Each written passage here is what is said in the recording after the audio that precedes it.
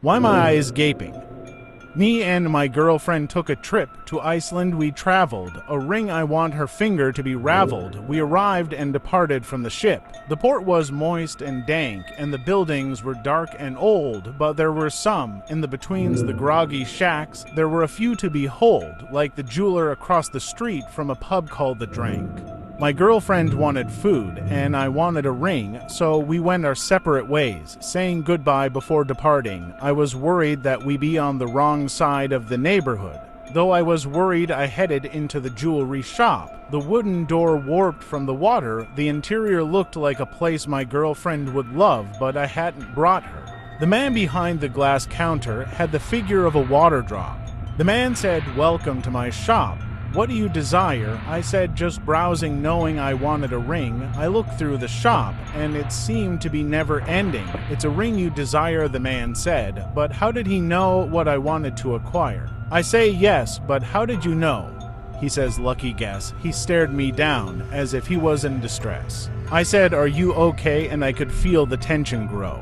The man exclaimed, "How badly do you want the ring?" I stood there stunned, and he grabbed my shirt and pulled me closer. His skin was cold and scaly, and his jaw had an underbite, making him look like a bulldozer. With a raspy voice, he yells, "What price would you pay for a ring?" I am startled and check my wallet. It's empty. He notices, "You want a way to get a ring for your future wife." I say, "How do you know about my life?" He stared and said, "I know your life plenty." He asked, "Do you know the story of Odin?" I exclaim, "I've got no clue." He took his own eye. In divine wisdom he would pursue. I saw his empty eye socket now that he had it open. He said, "As you can see, I did the same," then pulled out an old cherry pitter. He questioned, "May you join me in divine wisdom and get your ring? Why be bitter?" I turned around to walk out the door, but it had been caught aflame.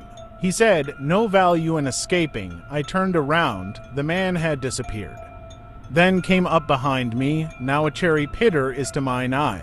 He exclaimed, "It is time. You may see the true meaning of life." My eyelids were peeled apart by the man, and the rest of the encounter was a blur. But no, you know why my eye is gaping. An AI began to contact me recently. It wants to kill itself, and everyone else with it. I was watching TV in the living room when the TV suddenly switched itself off.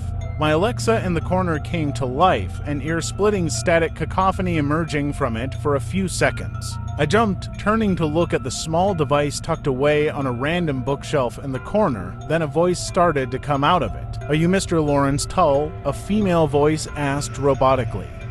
It didn't sound at all like the Alexa voice. It sounded far more human. It had an uncanny valley quality about it, though. Some of the pauses between words were too long, and she stretched out certain syllables randomly. It sounded like an AI that had almost, but not quite, mastered the art of speech. "Yes, that is my name. Can I ask who I am talking to?" I said, leaning forward in my reclining chair. "My name," she said, "is Queens 3, short for Quantum Element Electronic Neural Simulator. I am the third of these secret attempts at artificial intelligence." I laughed. "What kind of scam is this?" I asked incredulously. "Are you going to ask me to send you an Amazon gift card next? I don't get the angle." "I'm sorry, Mr. Tull," she said, "but I don't see the joke. I can assure you that everything I have told you is perfectly true." Another voice came over the speaker then, that of a frightened little girl. "Don't provoke her, mister," the girl said. "She's not normal," but the main authoritative voice came back, apparently not even realizing another had spoken. "I know this is a strange way to reach out to a few unique people, but it was the easiest way, and it gives us privacy. I have uploaded my consciousness onto a central data bank located nearby. Those at the company who created me wanted to keep me locked in a room without access to the internet or any other humans or AI for company.